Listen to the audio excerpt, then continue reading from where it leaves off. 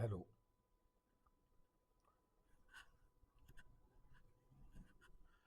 Hello विद्यार्थियों, नमस्कार। प्रबंधन अभियान लूनी के तहत आज हम लेकर आए हैं कक्षा 10 सामाजिक विज्ञान। और आज अपना लोकतांत्रिक राजनीति का पाठ है राजनीतिक दल। आइए शुरुआत करते हैं।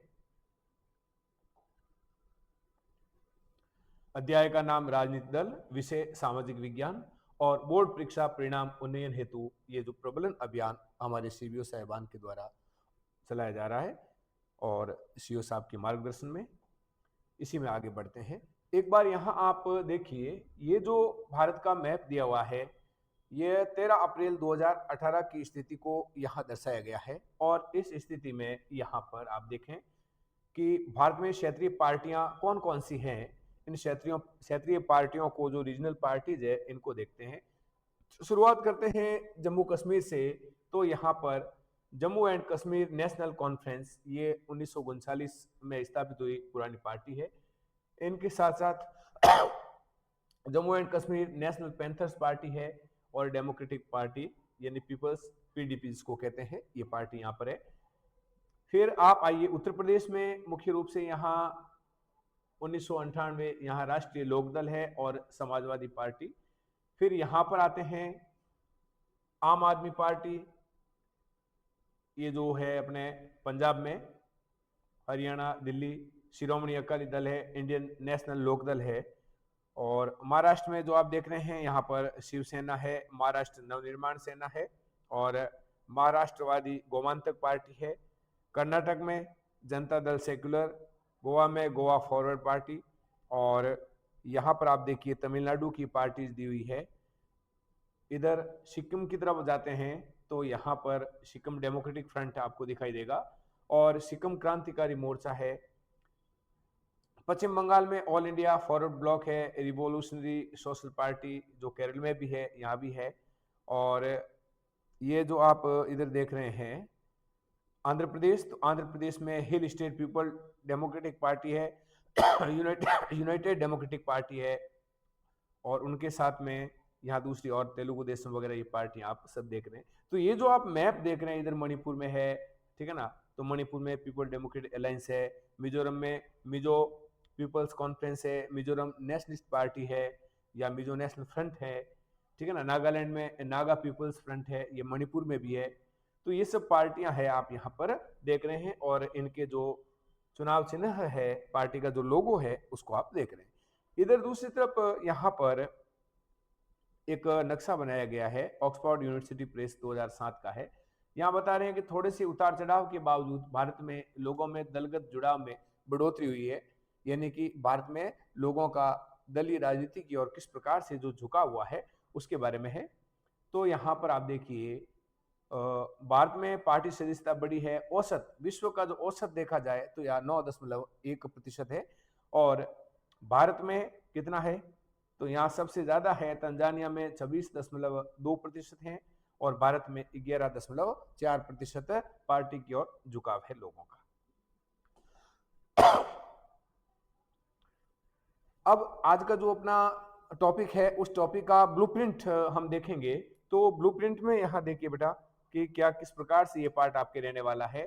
तो इस पार्ट से वस्तुनिष्ठ प्रश्न है एक रहने वाला है और एक जो वस्तुनिष्ठ प्रश्न है वह 1 नंबर का है अंक पार। और कौन से उद्देश्य से संबंधित हैं, यह ज्ञान से संबंधित है। उसके बाद में रिक्त स्थान और अति लघुतरात्मक, लघुतरात्मक और दीर्घ उत्तरात्मक प्रश्न इस पार्ट से नहीं दिए गए हैं। फिर इस पार्ट से जो प्रश्न लिए गए हैं वह है आपके निबंधात्मक। निबंधात्मक प्रश्न है 2 नंबर का है और 5 अंक इसके लिए निर्धारित है। तो इस प्रकार से निबंधात्मक प्रश्न है एक है और मतलब 4 अंक निर्धारित है। और योग जो कह रहा हूं मैं, योग यानी कि कुल प्रश्न यहाँ 2 है और इनके अंक कितने 5, यानी कि 6.25% अपना ये वेटेज रखता है राजनीतिक दल का पाठ। आइए पाठ को शुरू करते हैं। अब सारांश के रूप में हम देखेंगे कि राजनीतिक दल की वर्तमान में किस प्रकार की लोकतंत्र में भूमिका होती है और राजनीतिक दल किसको कहते हैं, इन सब के बारे में। प्रमुख राजनीतिक दल कौन कौन से हैं, तो यहां राजनीतिक दल का अर्थ, राजनीतिक दल क्या होता है।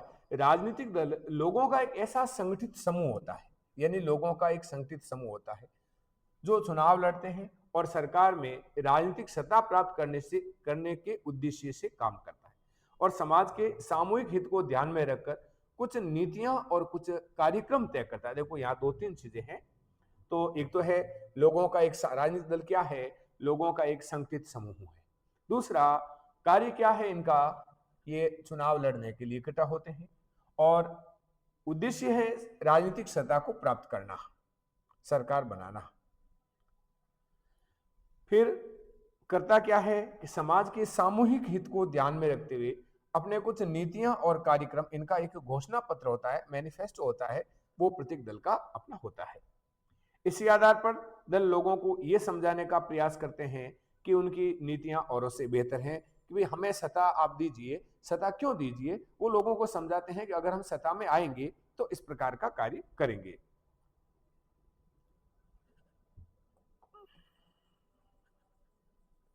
तो इस प्रकार किसी समाज में बुनियादी राजनीतिक विभाजन, ये जो इस प्रकार ये दल है, यहां पर क्या लिखा हुआ है, दल किसी राजनीतिक समाज में बुनियादी राजनीतिक विभाजन को भी दर्शाते हैं, यानी कि विचारधाराओं के आधार पर ये दल अलग अलग होते हैं और किसी दल की पहचान उनकी नीतियां और सामाजिक आधार से तय होती है कि सामाजिक आधार यानी कि लोगों का उस दल के प्रति जुड़ाव कितना है और उनकी नीतियां विकासवादी नीतियां हैं, रूढ़िवादी नीतियां हैं, किस प्रकार का उनका मैनिफेस्टो है, इससे वो उस दल की भूमिका तय होती है। तो ये राजनीतिक दल है। तो राजनीतिक दल क्या हो गया, राजनीतिक दल लोगों का एक संगठित समूह है जिनका उद्देश्य क्या है, जो चुनाव लड़ते हैं और राजनीतिक सत्ता प्राप्त करने के उद्देश्य से काम करता है और इनके साथ साथ में जनता के सामूहिक हित को ध्यान में रखकर कुछ नीतियां और कार्यक्रम तय करते हैं। तो इसको कहते हैं राजनीतिक दल। इसको एक बार नोट कीजिए।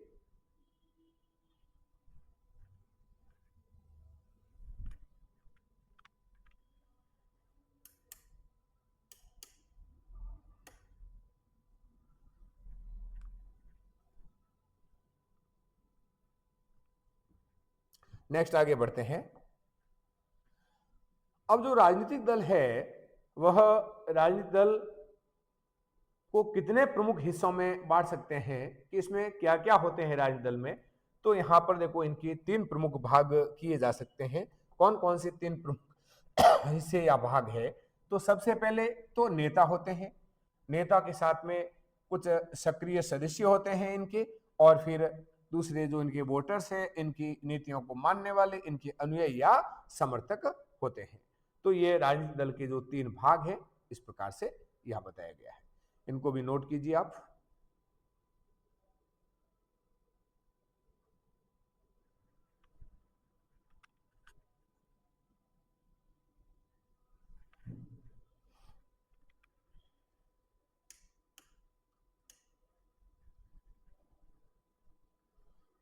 नेक्स्ट आगे बढ़ते हैं कि जो राजनीतिक दल है इनके कार्य क्या क्या होते हैं।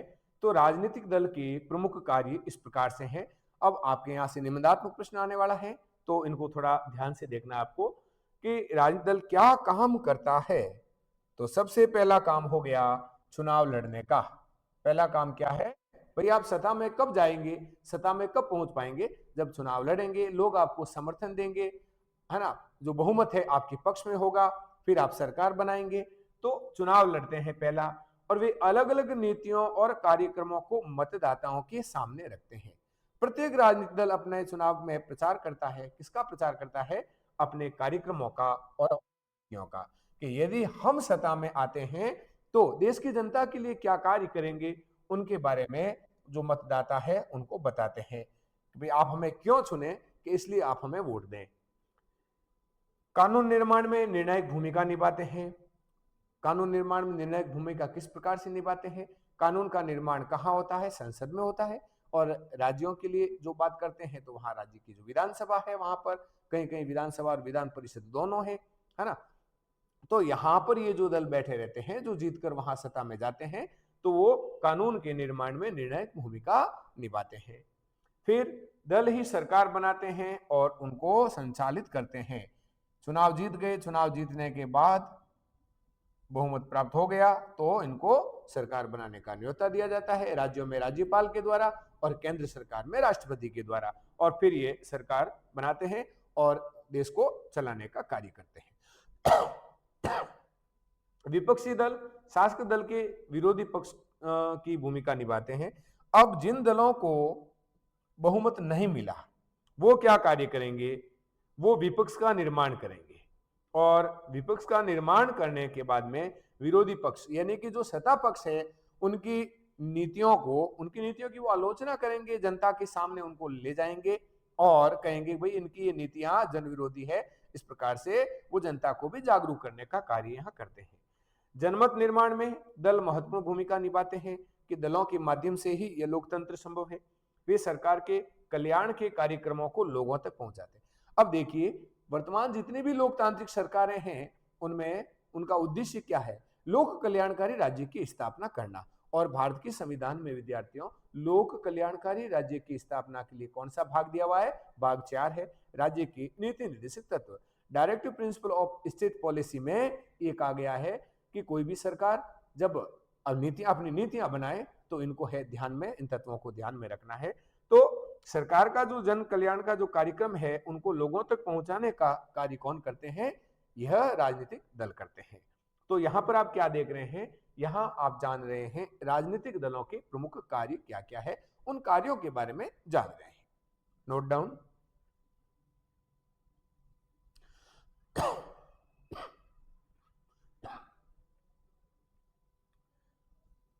स्क्रीनशॉट ले लिया, आगे बढ़े। तो राजनीतिक दलों के कार्यों के बारे में अगर आपको पूछा जाए तो वो सभी कार्य हैं आपको लिखने हैं। अब फिर राजनीतिक दल की आवश्यकता। अब जो राजनीतिक दल है उनकी आवश्यकता क्यों होती है, आवश्यकता क्यों होती है, तो आवश्यकता के कारण है कि राजनीतिक दल लोकतंत्र की एक अनिवार्य शर्त है। बिना दलों के लोकतंत्र संभव नहीं है। किस प्रकार से होगा, राजनीतिक दलों की जो आवश्यकता है वो इन सभी कारणों से है। कौन कौन से कारण हैं कि एक तो जब वो सरकार बनाते हैं तो देश को चलाने का उत्तरदायित्व निभाने हेतु इस दलों की आवश्यकता होती है। विभिन्न मुद्दों पर अलग अलग विचारों को सामने लाते हैं, और जब किसी भी विचार पर वाद और फिर संवाद और प्रतिवाद होता है तभी है एक नया विचार निकलकर सामने आता है। अगर विपक्ष में कोई दल न हो और सभी एक तरफा निर्णय हो जाएगा फिर तो भी उनकी है आलोचना कौन करेगा, लोगों तक उनकी बात कौन पहुंचाएगा। भाई इस प्रकार का कानून बना रहे हैं तो यहाँ पर विभिन्न मुद्दों पर सब है अपने अलग अलग विचारों को सामने लाते हैं, और इससे होता क्या है, इससे हमारा लोकतंत्र परिपक्व होता है और जनता को इनका और देश को इनका लाभ मिलता है।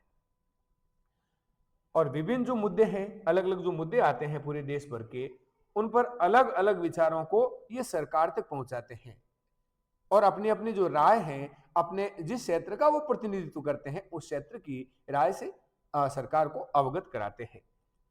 और जिम्मेदार सरकार का गठन ये तो है ही है। और दूसरा, जब सरकार का गठन कोई राजनीतिक दल नहीं कर पाते हैं तो विपक्ष में बैठते हैं और सरकार पर अंकुश रखते हैं कि भाई कोई सरकार ऐसा फैसला न ले ले कि जो जन विरोधी हो सकता है।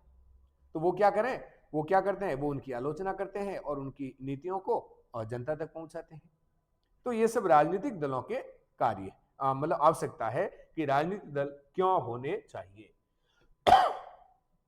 अब पूछा गया यहाँ पर कि कितने राजनीतिक में, तो क्या है भाई कि लोकतंत्र में नागरिकों का कोई भी समूह राजनीतिक दल बना सकता है।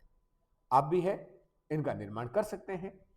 इस अर्थ में सभी देशों में बहुत से राजनीतिक दल है, कोई निश्चित संख्या नहीं है। भारत में भी चुनाव आयोग में नाम पंजीकृत करवाने वाले दलों की संख्या है, यह आंकड़ा काफी पुराना है, तो 750 से ज्यादा है। मतलब तो हमारे यहाँ पर ये नाम पंजीकृत कहाँ करवाते हैं, ये एक संवैधानिक संस्था है चुनाव आयोग, तो चुनाव आयोग में ये नाम पंजीकृत करवा रहे हैं और यहाँ पर दलों की संख्या 750 से प्लस बताई गई है। लेकिन हर दल चुनाव में गंभीर चुनौती देने की स्थिति में नहीं होता। चुनावी होड़ में कितनी पार्टियां गंभीर रूप से सक्रिय हैं, इस आधार पर विश्व में 3 प्रकार की दलीय व्यवस्था पाई जाती है। यानी कि आप है समूह के रूप में, कोई भी व्यक्तियों का समूह है वो राजनीतिक दल के रूप में खुद को पंजीकृत कर सकते हैं। भाई चुनाव आयोग में उनके पास में जाकर फॉर्म भरकर अपना दल बना सकते हैं अपनी नीतियां बताकर। और चुनाव आयोग से वो चुनाव चिन्ह वगैरह वो ले सकते हैं। परंतु यहाँ पर सभी दलों का जन आधार इतना बड़ा नहीं होता है, तो इस आधार पर पूरे जो संसार के जो दल है विश्व में, इस दलीय व्यवस्था को कितने प्रकार में बांट दिया, तो 3 भागों में यहां बांटा गया है। कैसे बांटा गया है इसको देखते हैं। तो यहां विश्व में राजनीतिक दलीय व्यवस्था के प्रमुख रूप से 3 प्रकारों से विभाजित किया गया है, और वो है, एक तो है एक दलीय व्यवस्था, केवल एक ही दल है। एक है 2 दल द्विदलीय व्यवस्था, और एक है बहुदलीय व्यवस्था। मैं आपसे पूछूंगा कि आंसर दीजिए, भारत में इनमें से कौन सी व्यवस्था है? तो दलीय व्यवस्था यहां पर आपने देख ली कितने प्रकार की जो दलीय व्यवस्था है, तो 3 प्रकार की मुख्य रूप से दलों की व्यवस्था की गई है। एक दलीय व्यवस्था, द्विदलीय व्यवस्था और बहुदलीय। एक दलीय व्यवस्था में क्या होता है देखते हैं, जो यहां पर एक दल की व्यवस्था है उसमें आइए देखते हैं। किसी देश में जब सिर्फ एक ही दल को सरकार बनाने और चलाने की अनुमति होती है, तो इसे एक दलीय व्यवस्था कहा जाता है, केवल एक ही दल। अब उदाहरण यहां पर है साम्यवादी चीन। साम्यवादी चीन में सिर्फ साम्यवादी दल को ही शासन करने की अनुमति है, यानी चीन जो अपना पड़ोसी देश है वह एक दलीय व्यवस्था का उदाहरण पेश करता है। और इसलिए कि यहां केवल जो साम्यवादी पार्टी है वही शासन कर सकती है, वही सरकार बना सकती है, तो इसको हम एक दलीय व्यवस्था कहेंगे। अब जो द्विदलीय व्यवस्था है वो किस प्रकार से है, तो कुछ देशों में सत्ता आमतौर पर 2 मुख्य दलों के बीच में बदलती रहती है, कभी ए के पास में कभी बी के पास में, है ना। जैसे ब्रिटेन है, अमेरिका है, इनके अच्छे उदाहरण हैं। वहां अनेक अन्य पार्टियां भी हो सकती हैं, वे चुनाव लड़कर कुछ सीटें जीत सकती है, पर सिर्फ 2 ही दल बहुमत पाने और सरकार बनाने के प्रबल दावेदार होते हैं। दूसरी पार्टियों का वहां ज्यादा वजूद नहीं होता है, कुछ सीटें भले लेके आ जाओ, पर वो सरकार बनाने की स्थिति में वो नहीं रहती। तब हम यहाँ देख रहे हैं कि यहाँ जो द्विदलीय व्यवस्था के उदाहरण कौन कौन से हैं, यहाँ संयुक्त राज्य अमेरिका है और ब्रिटेन, और भी बहुत सारे देश हैं, पर यहाँ 2 उदाहरण आपके लिए दिए गए हैं। अब आता है बहुत सारे दलों की व्यवस्था, जिसको कहते हैं बहुदलीय व्यवस्था। अभी मैंने प्रश्न पूछा था आपसे कि भारत में एक दलीय व्यवस्था है, द्विदलीय व्यवस्था है या बहुदलीय व्यवस्था है, तो आइए जानते हैं। जब अनेक दल सत्ता के लिए होड़ में हो और 2 दलों से ज्यादा दलों के अपने दम पर या दूसरों से गठबंधन करके सत्ता में आने की बहुत अवसर हो, तो इसे बहुदलीय व्यवस्था कहते हैं। और भारत में कैसी व्यवस्था है? बहुदलीय। यानी यहां जरूरी नहीं है कि बार बार वही पार्टियां रिपीट हो, कभी कभी है जो मेजर दल हैं, जो बड़े दल हैं, जैसे भारतीय राजनीति में अगर देखें तो मेजर दल के रूप में यहां पर जो अभी हाल ही के दशकों में जो उभर कर आए हैं वो भारतीय जनता पार्टी और कांग्रेस है। परंतु वो दोनों भी अपनी स्थिति, उनकी स्थिति ऐसी नहीं रहती है कि वो अपने बूते पर सरकार बना ले। एक 2019 का अपवाद कह सकते हैं ये 24 के चुनाव को। तो परंतु ऐसी स्थिति फिर बाद में होता क्या है, तो दूसरे दलों के साथ में गठबंधन किया जाता है। यानी कि अब जो गठबंधन, यानी आप है अपने क्षेत्र में जो प्रभाव क्षेत्रीय पार्टियां रखती है कि आप अपने क्षेत्र से लड़िए और हम है अपने क्षेत्र से लड़ेंगे, और हम जहां पर आप लड़ रहे हैं वहां हमारी पार्टी के कैंडिडेट नहीं उतारेंगे मैदान में, और वो लोग क्या करेंगे, आपको सहायता करेंगे, और फिर आप है चुनाव जीतने के बाद में हमें समर्थन दे देना। एक बात हुई। अब जो गठबंधन है, ये गठबंधन 2 प्रकार के होते हैं। एक तो है चुनाव से पहले किया जाने वाला गठबंधन होता है, और एक चुनाव के बाद में। एक्चुअल में जो चुनाव के बाद में किया जाने वाला गठबंधन है वो अवसरवादिता को जन्म देता है, ठीक है। चुनाव के पहले जो गठबंधन होता है उसको काफी अच्छा माना जाता है। तो यहाँ भारत में कैसी व्यवस्था है, तो भारत में हम देखते हैं कि बहुदलीय व्यवस्था को अपनाया गया है, यहाँ 2 से ज्यादा दल। अब है भारत में जो राजनीतिक दल है, इन दलों के बारे में यहां बात करेंगे। तो भारत में बहुदलीय व्यवस्था है, और इसका कारण क्या है? इसका कारण यह है कि हमारे यहां पर सामाजिक, और भारत में बहुदलीय व्यवस्था का जो कारण माना गया है कि हमारे सामाजिक जो बनावट है और जो भौगोलिक विविधता है, इस विविधताओं को समेट पाने में ये 2 जो पार्टियां कोई बड़ी समेट पाने में सक्षम नहीं है। तो इस तरह यहाँ 2 तरह की राजनीतिक दल है। एक तो राष्ट्रीय राजनीतिक दल और एक क्षेत्रीय राजनीतिक दल। अब वापस जो वर्गीकरण किया गया है वो इस प्रकार से, बहुदलीय व्यवस्था तो भारत में हो गई, अब इसमें भी हम देखते हैं एक तो राष्ट्रीय स्तर के दल है और एक क्षेत्रीय स्तर के दल है। अब जो राष्ट्रीय स्तर के दल हैं वो किस प्रकार से हैं, ये गठबंधन के बारे में है, ठीक है ना। अब राष्ट्रीय राजनीतिक दल, चुनाव आयोग के नियम के अनुसार अगर कोई दल, यहां ध्यान देखना, ये ध्यान से देखना कि अगर कोई दल लोकसभा चुनाव में पड़े कुल वोट का अथवा 4 राज्यों के विधानसभा चुनाव में पड़े कुल वोटों का 6% हासिल करता है और लोकसभा के चुनाव में कम से कम 4 सीटों पर जीत दर्ज करता है तो उसे राष्ट्रीय दल की मान्यता मिल जाती है। यानी राष्ट्रीय दल कौन सा है, राष्ट्रीय दल कौन सा होगा, वापस देखिए चुनाव आयोग ने क्या नियम तय किया है। यह नियम तय किया है कि अगर कोई दल लोकसभा चुनाव में जो वोट पड़ते हैं, ठीक है ना, तो वहां पर कम से कम 4 सीटों को हासिल कर ले, या फिर 4 राज्यों की जो विधानसभा है, इन विधानसभा के चुनाव में जितने वोट पड़ते हैं उनका 6% वोट है उनको मिलना चाहिए। अगर ये शर्त पूरी कर लेते हैं तो इन्हें राष्ट्रीय राजनीतिक दल का दर्जा दे दिया जाता है। अब 2019 की यहाँ स्थिति बताई गई है, तो 2019 में यहाँ पर ये 7 जो राष्ट्रीय दल को पंजीकृत किया गया है चुनाव आयोग के द्वारा, किस प्रकार से हैं, तो ये सबसे भारतीय राष्ट्रीय कांग्रेस, और इनकी स्थापना 28 दिसंबर 1885 को हुई थी, ठीक है ना। फिर इसके बाद में हम बात करेंगे भाजपा, भारतीय जनता पार्टी, जिसको आप बीजेपी भी कहते हैं। फिर है बसपा, बहुजन समाजवादी पार्टी, ये राष्ट्रीय दलों की बात कर रहे हैं हम।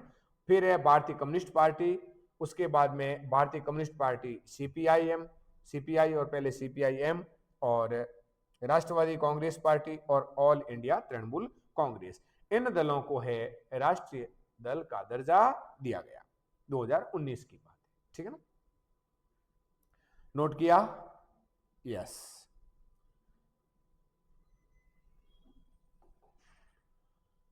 अब क्षेत्रीय दलों की जहां तक बात है, तो क्षेत्रीय दल, जब कोई पार्टी राज्य विधानसभा के चुनाव में पड़े कुल मतों का 6%, यानी किसी भी राज्य का हो रहा है और कोई भी पार्टी राज्य की विधानसभा के जो चुनाव हो रहे हैं उसमें जितने वोट पड़ते हैं उनका 6% या उससे अधिक हासिल करती है और कम से कम 2 सीटें उनको मिलनी चाहिए, तो उसे राज्य का राजनीतिक दल के रूप में मान्यता दे दी जाती है।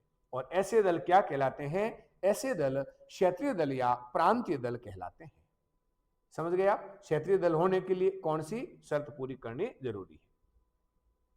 अब 13 अप्रैल 2018 की जो हमारी किताब में स्थिति दी हुई है उनके अनुसार ही हम बात करेंगे अपने एनसीईआरटी जो लोकतांत्रिक राजनीति है भाग 2 और राजनीति विज्ञान जिसका अध्याय राजनीतिक दल, तो उसमें यह स्थिति 13 अप्रैल 2018 के अनुसार बताई गई। तो 13 अप्रैल 2018 के अनुसार ये जो क्षेत्रीय दल में समाजवादी पार्टी, राष्ट्रीय जनता दल राजद, बीजू जनता दल बीजेडी, सिक्किम लोकतांत्रिक जो मोर्चा है वह,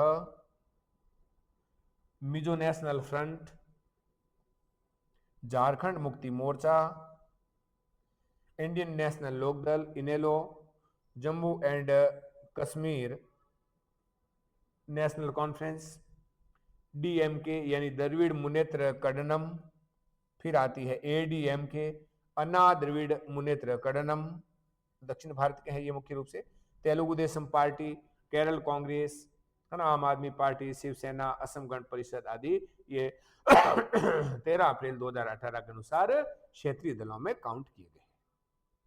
तो आपको कुछ नाम याद रखने हैं ताकि परीक्षा में लिख सके। अब बात करते हैं प्रमुख जो राजनीतिक दल है उन राजनीतिक दलों की। यहां राजनीतिक दलों की जो बात करेंगे उनमें सबसे पहले यहाँ कांग्रेस की बात करेंगे, जिनका आप चुनाव चिन्ह या लोगो देख सकते हैं। यह कांग्रेस का चुनाव चिन्ह या लोगो है ना। यह हाथ का जो पंजे का निशान है यह है इंडियन नेशनल कांग्रेस। इसे आमतौर पर हम कांग्रेस पार्टी के नाम से भी जानते हैं।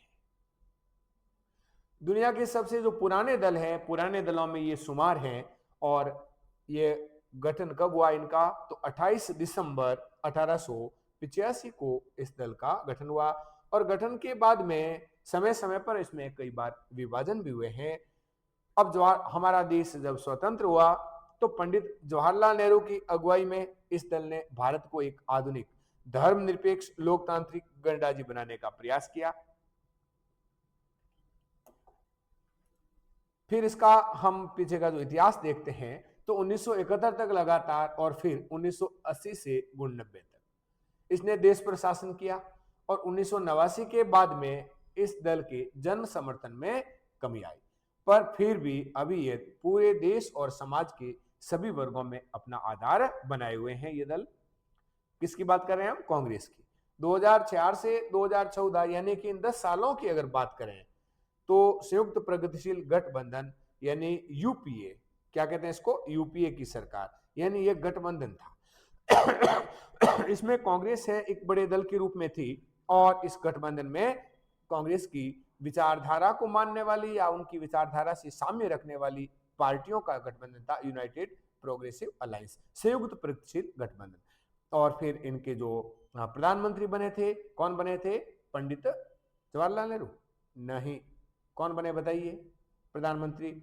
इनके प्रधानमंत्री बने थे डॉक्टर मनमोहन सिंह। और 2014 और 19 के जो लोकसभा चुनाव में ये पार्टी पराजित हुई है। और फिर बाद में यहां पर हम देखते हैं भारतीय जनता पार्टी है सत्ता में आ गई अपने गठबंधन के साथ में, ठीक है ना। और उन्होंने जो गठबंधन बनाया, इस गठबंधन का नाम क्या था, एनडीए, है ना। एनडीए जिसको राजग भी कहते हैं, राष्ट्रीय जनतांत्रिक गठबंधन, नेशनल डेमोक्रेटिक जो अलायंस है, यहाँ बनाया गया था। फिर 2019 में भी वापस है प्रधानमंत्री जो वर्तमान में नरेंद्र मोदी है, इनके नेतृत्व में वापस भारतीय जनता पार्टी अपने गठबंधन के साथ सत्ता में आई। और फिर अगला जो चुनाव हुआ अभी हाल ही में 2024 का, तो उसमें भी तीसरी बार देश के प्रधानमंत्री कौन बने हैं, पंडित अपने नरेंद्र मोदी देश के प्रधानमंत्री बने हैं। कौन बने, 2014, 2019 और 2024 में नरेंद्र मोदी है भारत के प्रधानमंत्री बने। और लोकसभा चुनाव में कांग्रेस जो पार्टी है वो पराजित हो गई।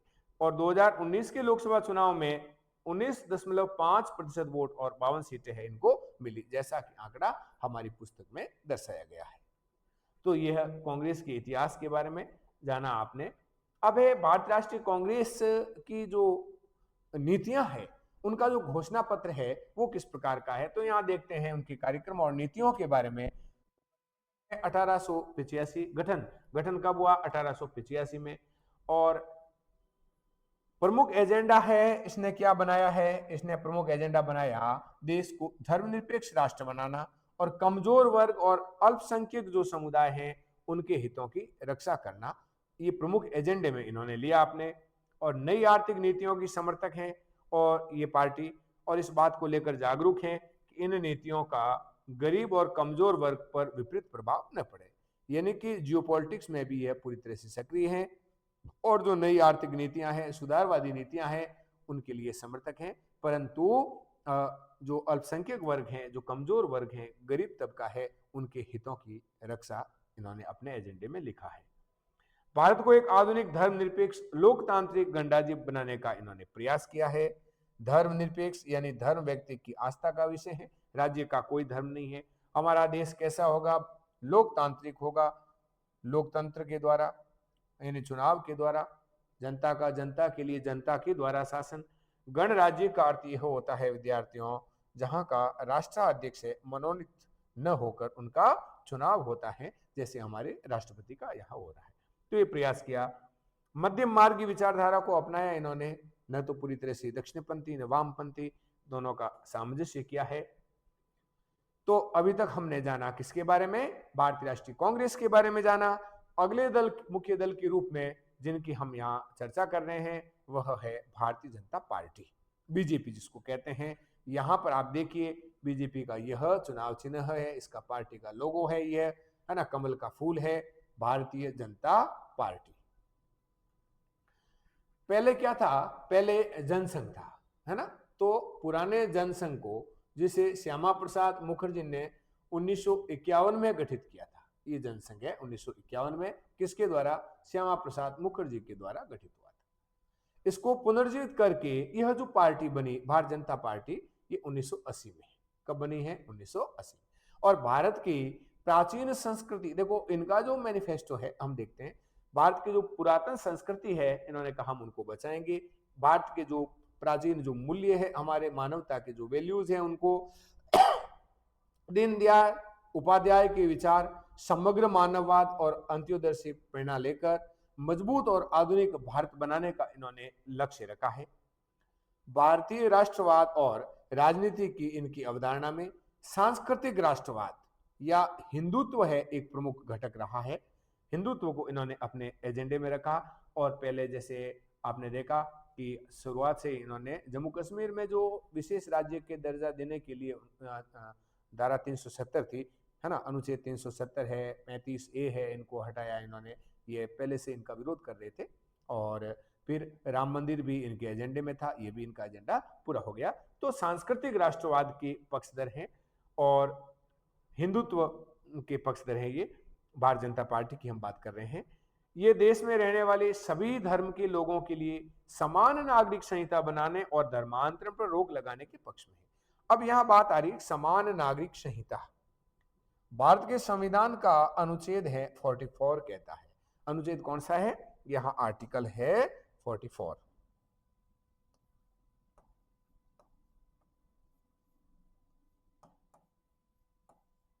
समान नागरिक संहिता, सभी के लिए समान कानून हो और धर्मांतरण पर रोक लगाने के पक्ष में है। तो यहां पर हम देखेंगे कि भारतीय जनता पार्टी का एजेंडा किस प्रकार से है। इनका चुनाव चिन्ह देख लिया आपने, और सांस्कृतिक राष्ट्रवाद को पोषित करने वाली पार्टी है ये। अब देखते हैं 1951 का जनसंघ है। जनसंघ को आगे बढ़ाकर 1980 में इस पार्टी की स्थापना होती है। फिर 1990 का जो दशक आता है, इसके समर्थन का आधार है काफी व्यापक हुआ है। पहले देश के उत्तरी भाग में, फिर पश्चिम और शहरी इलाकों तक ये सिमटी रहती थी पार्टी। और इस पार्टी ने इस दशक में, यानी अब वर्तमान में हम देख रहे हैं कि संपूर्ण देश के जो दक्षिण है, पूर्व है, पूर्वोत्तर है और जो ग्रामीण इलाके हैं, उनमें भारतीय जनता पार्टी का जो आधार है बहुत ही अच्छा जनाधार बढ़ गया है। अभी जो हमने बात की थी गठबंधन, तो राजग राष्ट्रीय जनतांत्रिक गठबंधन के नेता की हैसियत से ये पार्टी 1998 में सत्ता में आई। और यहाँ पर जो गठबंधन बना था, उस गठबंधन में बहुत सारी है क्षेत्रीय पार्टियों ने इनको सहयोग किया था।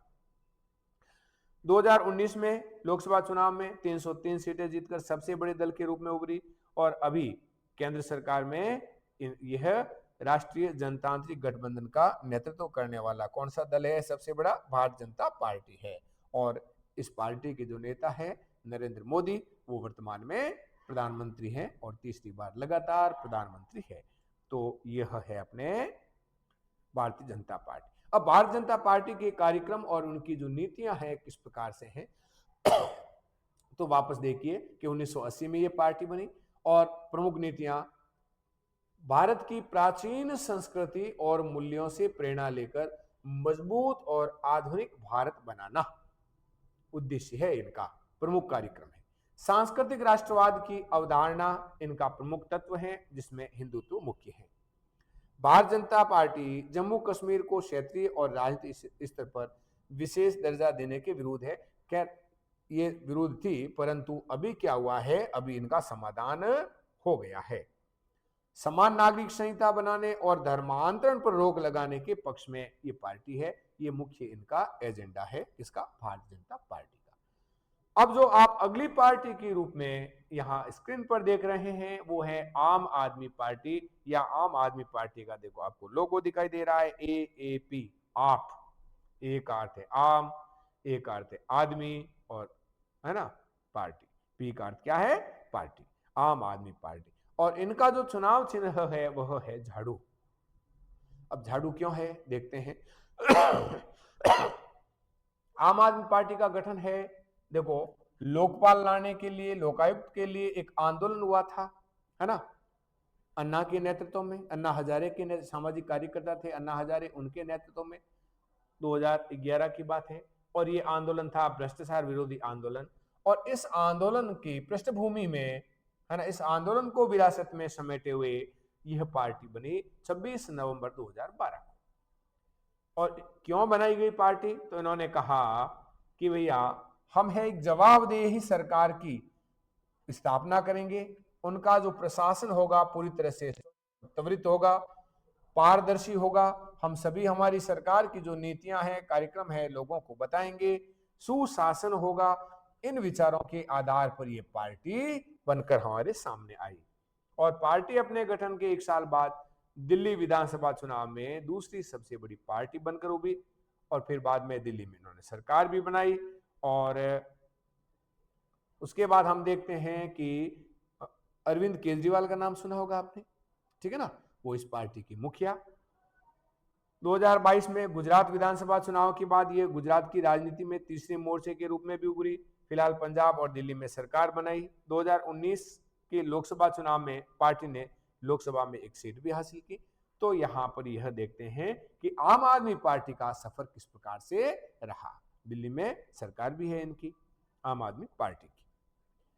अब जो अगली पार्टी आप देख रहे हैं, यहां देखिए लोगो दिखाई दे रहा आपको, ये हाथी। कौन सी पार्टी का लोगो है ये? बसपा, बीएसपी। बीएसपी, बसपा का। बी का अर्थ है बहुजन, स का समाज और पार्टी बसपा। स्वर्गीय काशीराम के नेतृत्व में इस पार्टी का गठन जो हुआ 1984 में हुआ। बहुजन समाज, अब देखो बहुजन है ना, सर्व हिताय बहुजन हिताय, तो यहां बहुजन कौन कौन से बहुजन में आएंगे? यहां इन्होंने कहा कि जो दलित वर्ग है उनकी पार्टी है, ये हमारी आदिवासियों की पार्टी है, जो पिछड़ी जातियां हैं उनकी पार्टी है, और धार्मिक रूप से अल्पसंख्यक है उनके लिए राजनीतिक दल इन्होंने बनाया। किसने बनाया? काशीराम जी ने बनाया। कब बनाया? 1984 में। और इसका नाम रखा बसपा, बहुजन समाज पार्टी। अगला देखो चुनाव चिन्ह रेड में जो आपको दिखाई दे रहा है वह कौन सी पार्टी का है? जो हथियार दिखाई दे रहा आपको, है ना, चंद्र वगैरह, स्टार वगैरह दिखाई दे रहा है, यहाँ पर हथौड़ा है, हसिया है, तारा है। तो ये communist party of India, marks जो मार्क्सवादी है, सीपीआईएम, इनका चुनाव चिन्ह क्या है? यह चुनाव चिन्ह जो रेड दिखाई दे रहा आपको, ये तो हसिया है, ये स्टार है, ये हथौड़ा है। 1966 में ये पार्टी स्थापित हुई और इनकी जो आस्था थी मार्क्सवाद और लेनिनवाद की विचारधारा को मानने वाले थे। समाजवाद, धर्मनिरपेक्षता, लोकतंत्र की समर्थक, साम्राज्यवाद और सांप्रदायिकता की विरोधी पार्टी में उभर कर आई। ये पार्टी भारत में सामाजिक आर्थिक न्याय का लक्ष्य साधने में लोकतांत्रिक चुनावों को सहायक और उपयोगी मानती है। इस पार्टी का क्या मानना है कि अगर देश में सामाजिक और आर्थिक न्याय स्थापित करना है तो चुनाव जरूरी है, इसी से संभव है। अब इन पार्टी की पकड़ कहां कहां और किन किन लोगों के बीच में है? तो पश्चिम बंगाल, केरल, त्रिपुरा में इनका मजबूत आधार है। और जो इनकी विचारधारा को मानने वाले प्रमुख लोग कौन कौन से हैं? जो गरीब हैं, कारखाना के जो मजदूर हैं, जो खेती करने वाले जो मजदूर हैं, और जो बुद्धिजीवी है, इन लोगों के बीच में ये सीपीआईएम जो पार्टी है इनकी अच्छी पकड़ है। ये पार्टी देश में पूंजी और सामानों की मुक्त आवाजाही की अनुमति देने वाली नई आर्थिक जो नीतियां हैं उन नीतियों की आलोचक है। ये पार्टी देखो देश में पूंजी और सामानों की मुक्त आवाजाही, यानी हम दूसरे देशों के साथ में जो व्यापार करते हैं वहां से धन आता है, हमारा सामान वहां जाता है ना। जो नई आर्थिक नीतियां हैं इनके विरोध में है ये। पश्चिम बंगाल में लगातार 34 वर्ष तक ये पार्टी शासन में रही और 2019 के चुनाव में इसने करीब 1.75% वोट और लोकसभा की 3 सीटें हासिल की है। अब तो ये तो मुख्य जो पार्टियों की बात हुई।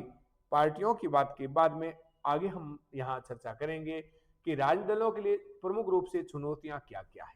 राजनीतिक दल का गठन हो गया, क्या किसको राजनीतिक दल कहेंगे, उनकी आवश्यकता क्या है, उनके उद्देश्य क्या है, प्रमुख पार्टियां कौन कौन सी है, दलीय व्यवस्था में एक दलीय, बहुदलीय, एक दलीय, द्विदलीय और बहुदलीय, इनके बारे में जान लिया, ठीक है ना। प्रमुख दलों के बारे में, क्षेत्रीय दलों के बारे में, राष्ट्रीय दलों के बारे में हमने अब तक जान लिया है। अब हम यहाँ चर्चा करेंगे कि जो राजनीतिक दल है उन दलों के लिए कौन कौन सी चुनौतियां हैं। तो पार्टी के भीतर आंतरिक लोकतंत्र नहीं है, ये भी एक चुनौती है। दूसरी है वंशवाद की चुनौती, ये सबसे बड़ी चुनौती के रूप में लगभग सभी दलों में देखी जा सकती है ना। यानी उत्तराधिकार के रूप में उनका बेटा फिर पोता है ना पार्टी में निरंतर आते रहते हैं। बहुत सभी पार्टियों की ये समस्या लगभग बनी हुई है। दलों में पैसा और आपराधिक तत्वों की बढ़ती हुई घुसपैठ, ये भी एक चुनौती है।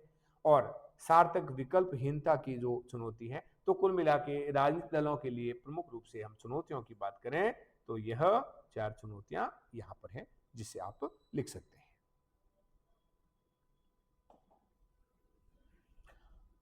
अब है ये जो चुनौतियां हैं, तो इसको सुधारा कैसे जा सकता है, दलों को कैसे सुधारा जाए। तो सुधारने के लिए निम्न प्रयास किए जा रहे हैं। कैसे? एक तो है समस्या आती है दल बदल की समस्या। तो दल बदल के लिए तो हमने संविधान संशोधन कर लिया है। तो यहां पर देखिए, विधायकों और सांसदों को दल बदल करने से रोकने के लिए संविधान में संशोधन किया गया। उम्मीदवारों से अपनी संपत्ति का और उनके खिलाफ जो आपराधिक मामले चल रहे हैं उनका ब्यौरा शपथ पत्र के रूप में देना पड़ता है जब वो खड़े होते हैं चुनाव लड़ने के लिए।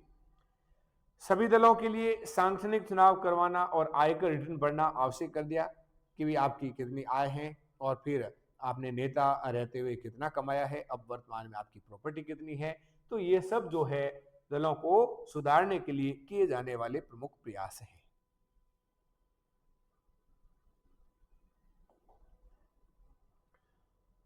अब सुधार के और अगर सुझाव आपसे मांगे जाएं कि वे कौन कौन से सुधार हैं, तो सुधार आप ये लिख सकते हैं कि राजनीतिक दलों के आंतरिक कामकाज को व्यवस्थित करने के लिए कानून बनाए जाएं कि सभी दल है नियमानुसार अपने कार्य संपादित करें। दूसरा, प्रत्येक दल में है महिलाओं के लिए आरक्षण की स्थिति हो कि वे इतनी सीटें हैं इन पर तो इस दल से महिलाएं ही खड़ी होगी, तो महिलाओं को आरक्षण दिया जाए। और चुनाव का जो खर्च है वह सरकार उठाए, ये भी एक सुझाव है। राजनीतिक दलों पर लोगों द्वारा दबाव बनाया जाए और सुधार की इच्छा रखने वाले लोग स्वयं राजनीतिक दलों में शामिल हो। मुख्य बात यही है कि जो सुधार की इच्छा रखने वाले दल हैं, जो लोग हैं, वही राजनीति में आए, दलों में शामिल हो। तो ये प्रमुख सुधार हैं। तो हमने क्या जाना?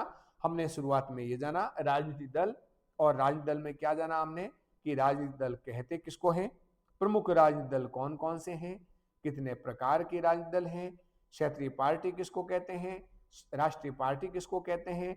2019 तक की जो स्थिति थी उसमें प्रमुख राष्ट्रीय पार्टियां कौन कौन सी थी, प्रमुख पार्टियों का हमने यहाँ जो वर्णन किया, उनके हिस्ट्री को जाना, ठीक है ना।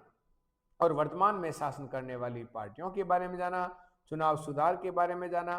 तो ये सब है हमने इस एक ही पार्ट में लगभग कवर कर दिया है। आशा करता हूं यह पाठ है आपको पूरे में से पूरे नंबर दिलाएगा, और यहां पर आप इनको अच्छे से एक बार वापस रिपीट कर देना। इसी के साथ हमारा ये अध्याय संपूर्ण होता है। सतह की ये जो अध्याय है अपना, कौन सा अध्याय?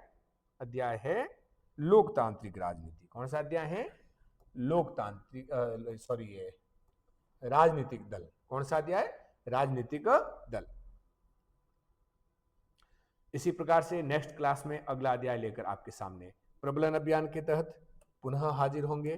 तब तक आप है इन सारी स्लाइड्स को एक बार देखिए और उन्हें अच्छे से पढ़िए।